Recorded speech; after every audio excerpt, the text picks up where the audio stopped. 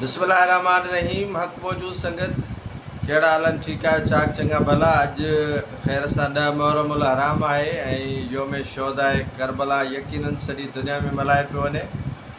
अहम इशूज़ आहिनि पाकिस्तान में, पाकिस्तान खां ॿाहिरि उन्हनि ते गुफ़्तगू थींदी। उन्हनि में श्रीलंका जी मईशत तव्हांखे पाण ख़बर आहे त देवालो निकिरी वियो, मईशत तबाह थी वई। IMF वटि श्रीलंका गिरवी लगी पई आहे, पर यार सलाम आहे उन हुकूमत ते। उन पंहिंजे बिजली सार्फिन खे 37% रियायत ॾिनी आहे। असां वटि रोज़ानो हर महीने 37% पाकिस्तान में बिजलीअ जूं क़ीमतूं वधनि पियूं। श्रीलंका जेका देवालो जंहिंजो निकिरी वियो, तबाह थी वई, उहे असां खां मईशत में काफ़ी पोइते आहिनि। IMF वटि गिरवी आहिनि, पर बिजलीअ में उन्हनि 37% सार्फिन खे रियायत ॾिनी आहे। ॿुधण जो मक़ाम न आहे जेको हिननि मौजूदा हुकुमराननि जे लाइ। उहे ॿुधंदा त हूअं ई कोन, असांखे ॿुधण जहिड़ो करे छॾियो आहे हिननि। ऐं बांग्लादेश में चपड़ासी आहे, उनजे घर वारनि ऐं उनजे बैंक अकाउंट मां 400 करोड़ निकिता आहिनि। शेख हसीना वाजिद उन्हनि खे गिरफ़्तार बि करायो आहे ऐं उन्हनि जी तहक़ीक़ात बि कराई आहे। अकाउंट बि बंदि थिया आहिनि। इहो कमु त पाकिस्तान में थींदो। कॾहिं फालूदे वारे वटि अरब निकिरंदा हुआ, कॾहिं आइस्क्रीम वारे वटां अरब निकिरंदा हुआ, कॾहिं हलीम वारे वटां अरब निकिरंदा हुआ। पर बांग्लादेश जहिड़े मुल्क में बि इहो सिलसिलो शुरू थी वियो आहे। इहा जांच थियणु खपे त किथे ही पाकिस्तानी त न विया आहिनि बांग्लादेश में, जिन जेको आहे सो चपड़ासी अकाउंट में 400 करोड़ मोकिलिया आहिनि। उहे 400 करोड़ बरामद थिया आहिनि बांग्लादेश में। ऐं PTI ते जेके पाबंदियुनि वारो सिलसिलो आहे, हाणे मुस्लिम लीग नून पुछ पई हाणे पुछ पोइते पिया भरकनि त यार असां अञा पार्लियामेंट खां पुछो न आहे। पार्लियामेंट हाणे इसाक डार पियो चए त पार्लियामेंट जी मुशावरत थींदी, जमातुनि जी मुशावरत थींदी, उनखां पोइ ई फ़ैसिलो थींदो। त पोइ तव्हां इहे हिन अता तारण खां बयान ॾियारण जी कहिड़ी ज़रूरत आहे, जॾहिं तव्हां मशावरत ई न कई आहे PTI ते पाबंदी लॻाइण जी। जॾहिं PTI ते मामलात जेको आहे सो तव्हां उन ते होमवर्क ई न कयो आहे। जेके तव्हांजूं इत्तेहादी जमायतूं आहिनि, पीपुल्स पार्टी उन मुखालफ़त कई आहे, ANP मुखालफ़त कई आहे। असफंदियार वलीद चयो आहे त बाबा जेकॾहिं इमरान ख़ान खे एजेंसियुनि ठाहियो आहे, फ़ौजियुनि ठाहियो आहे, त पोइ ॿियनि खे कंहिं ठाहियो आहे? ॿियूं जेके जमायतूं ठहियूं आहिनि उहे कहिड़ा फ़रिश्ता ठाहे ॾेई विया आहिनि। हाणे जेकॾहिं जमायत थी वई आहे त हाणे उन ते पाबंदी लागू थियणु इहो कमु ग़लति आहे ऐं इहो न थियणु खपे। इसाक डार, ख्वाजा आसिफ़, इहे हिकिड़े पेज ते अंदरि अता तारण तकड़ कई आहे। खुरम दस्तगीर चए थो त इहो क़तई फ़ैसिलो न कजो, इहो तव्हांजे ख़िलाफ़ु फ़ैसिलो थींदो ऐं तव्हांजी जॻह असांजी थींदी। मुंहुं खणण जहिड़ा न रहंदव जेको आहे जेकॾहिं PTI ते तव्हां पाबंदी आई। खुरम दस्तगीर अहम अॻवान मुस्लिम लीग नून जो शदीद मुखालफ़त कई अथई। ऐं कल्ह मुराद अली शाह वलद सईद अब्दुल्ला शाह मरहूम फरमायो आहे पीर ॻोठ जैकबाद में त PTI मकाफ़ात अमल आहे। जेकॾहिं उन ते पाबंदी लागू कई थी वञे त असां सां मुशावरत कई वञे हा। माना साईं तव्हां सां मुशावरत थिए हा, पोइ भले पाबंदी लागू थिए हा, शाबस अथई।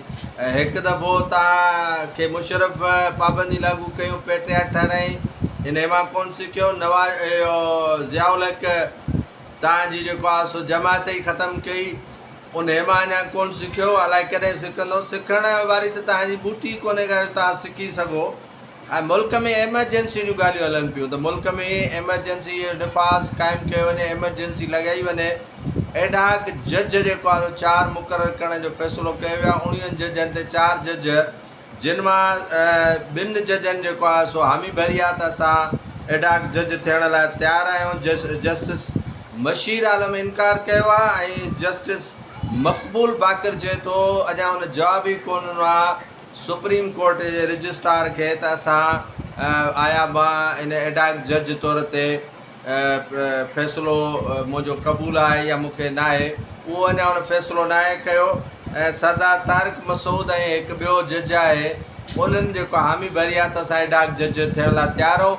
PTI उनजी शदीद मुखालफ़त कई आहे त इहो असांजे जेके मख़सूस सीटुनि वारो फ़ैसिलो आहे उन ते जेको आहे सो असरअंदाज़ थी सघनि था। इहे फ़ैसिला 2015 खां वठी हिन महिल ताईं को बि एडहाक जज मुक़ररु न आहे थी सघियो।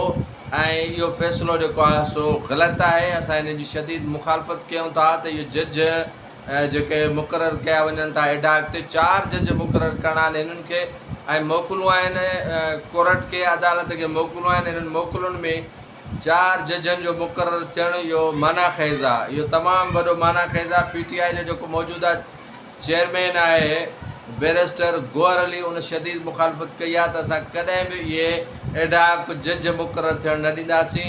2 जजनि त हामी भरी आहे, हिकु जवाबु कोन ॾिनो आहे, हिकु त वरी सफ़ाई इनकार करे छॾियो आहे त मुंहिंजी अला सां इज़त कई आहे। जस्टिस आहे बशीर आलम, उन चयो त मुंहिंजी अला सां इज़त कई आहे, मूंखे सोशल मीडिया ते अञा नालो ई मुंहिंजो अनाउंस कयो वियो आहे त हिन शदीद मुखालफ़त थिए थी ऐं मां पंहिंजी बेइज़ती कराइणु जेको आहे सो हरगिज़ नथो चाहियां, इन जे करे मूंखे इनकार आहे। मौलाना फज़ल रहमान चए थो त 2018 ऐं 2024 में इदारनि ने मुदाख़लत कई आहे, इलेक्शन ते असरअंदाज़ थिया आहिनि, रिज़ल्ट उन्हनि पंहिंजा मनपसंदि वरिता आहिनि ऐं मां वार्निंग थो ॾियां उन्हनि इदारनि खे त पंहिंजी मुदाख़लत बंदि कनि। मौलाना फज़ल रहमान स्टेटमेंट ॾे तमामु ख़तरनाक दुनिया त दहशतगर्दी जा जेके वाक़ियात थियनि था या जेके ऑपरेशनूं थियनि थियूं इहे हितां जे इलाइक़े ते वॾियूं असरअंदाज़ थियनि थियूं ऐं माण्हुनि में तेश पैदा थिए थो, माण्हुनि में मुखालफ़त पैदा थिए थी। इन जे करे इहा ऑपरेशन बि बंदि कई वञे ऐं इदारा इलेक्शन में मुदाख़लत न कनि। जेके इदारा इलेक्शन में मुदाख़लत कनि था उहे मुदाख़लत न कनि ऐं मुदाख़लत करणु सबबु जेको आहे सो इदारनि जी पंहिंजी रुसवाई थिए थी ऐं उन में उहे तमामु घणो ख़्वार थियनि था। नाज़रीन दोस्तो, हिकिड़ी अहम जेका ॻाल्हि उहा तव्हां सां शेयर करणु वञा पियो त ओमान हिकिड़ो उहो मुल्क आहे जिते कॾहिं ज़िंदगी भर दहशतगर्दी त छा, क्राइम रेशो जेको आहे उहो 0 आहे। क्राइम रेशो न हुजण जे बराबरि आहे ओमान में। उते दहशतगर्दी जो वाक़ियो थियो आहे, मस्कत जो इलाइक़ो आहे, वादी उल कबीर, उन में मस्जिद हज़रत अली इब्न अबी तालिब में बम धमाको थियो आहे। उन पाकिस्तानी 4 जेके मजलिस में मौजूदु हुआ उहे जेका आहे सो शहीद थिया आहिनि, 30 खां वधीक ज़ख़्मी आहिनि ऐं उहे वाक़ियो पहिरियों दफ़ो थियो आहे। इहो तशवीशनाक इन जे करे आहे त ओमान जी मईशत कंहिंखे पई खुटके, ओमान जी जेका तरक़ी आहे उहा कंहिंखे खुटके पई। अरब मुल्कनि खे ईअं कटे कटे कटे कटे उन्हनि जी साइज़ नंढी करण जी कोशिश न को तव्हां करे सघो था न को ॿियो करे सघे थो। इन में यकीननि जेके उहे मग़रबी ताक़तूं आहिनि, उहे जेके सेऊनी ताक़तूं आहिनि उहे इन में इनवॉल्व आहिनि ऐं उहे चाहिनि थियूं त ओमान तरक़ी छो करे। उहे चाहिनि थियूं त इहो इन में फ़िरक़ावारी थो हुजे, इन में जेको आहे दहशतगर्दीअ जा वाक़ियात हुजनि। तव्हां ॾिसो त जिथे किथे जेको आहे सो इस्लामी मुल्कनि में अहिड़ा दहशतगर्द दाइश जे नाले ते, TTP जे नाले ते, तहरीके हरार जे नाले ते खोड़ जमायतूं ठाहियूं वयूं आहिनि जेके दहशतगर्दी जा वाक़िया उन्हनि मुल्कनि में कनि थियूं जेके तरक़ी पज़ीर थियण जी कोशिशि कनि था या तरक़ी पज़ीर थियनि पिया। सो अमान में इहो वॾो अफ़सोसनाक वाक़ियो रूनमा थियो आहे, जेको ख़तरनाक वाक़ियो पहिरियों दफ़ो थियो आहे। ऐं पाकिस्तान जे अंदरि दहशतगर्दी जा वाक़िया तव्हां ॾिठो हूंदो त बनू जी जेका कैंट आहे उन ते हमिलो थियो ऐं गाॾी जेको आहे सो बारूद सां भरियल हुई, ख़ुदकुश बमबारनि उन गाॾीअ खे जेको आहे सो दीवार सां टकरायो ऐं 10 खां वधीक दहशतगर्द मारिजी विया, हमलेवार मारिजी विया। 8 जेको आहे सो फ़ौजी जवान उन में शहीद थी विया, जाम शहादत नोश कई।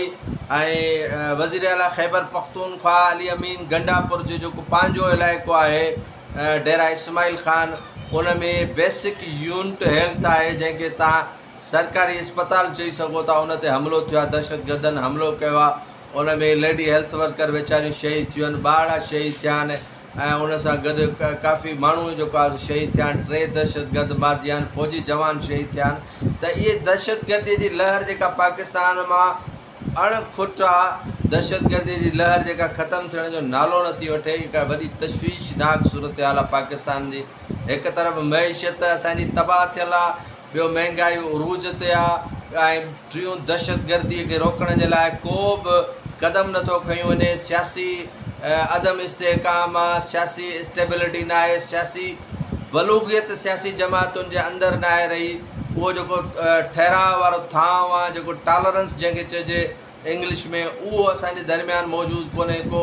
असां जेको आहे सो हिक ॿिए खे बर्दाश्त करण लाइ तयारु न आहियूं। इदारनि ते तनक़ीद कयूं था। असां पाण मुल्क जी तरक़ीअ में केतिरो किरदारु अदा कयो आहे।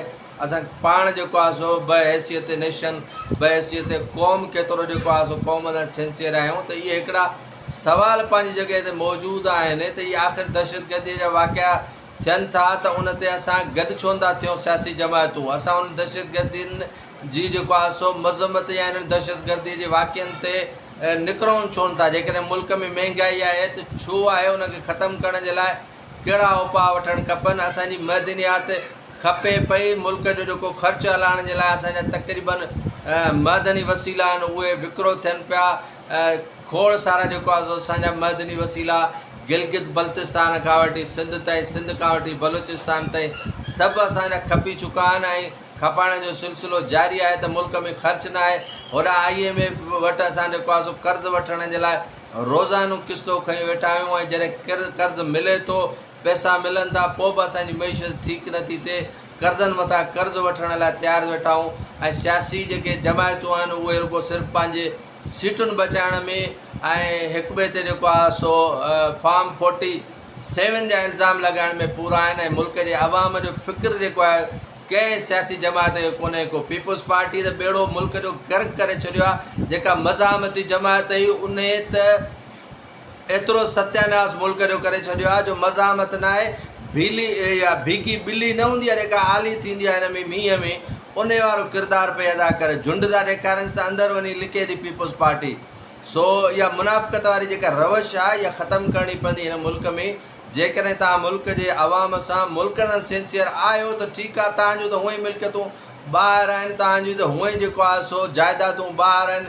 पोइ तव्हांजे लाइ जहिड़ी अंधी पेके तहिड़ी सावरे तव्हांखे छा आहे। अवाम आहे उहा अवाम पई मोह ॾींदी ऐं अलाह कंदो हिननि हुकुमराननि जो ज़वालु ईंदो ऐं जेके मुल्क दुश्मन आहिनि उन्हनि जो बि ज़रूरु हिकु न हिकु ॾींहुं ज़रूरु ज़वालु ईंदो।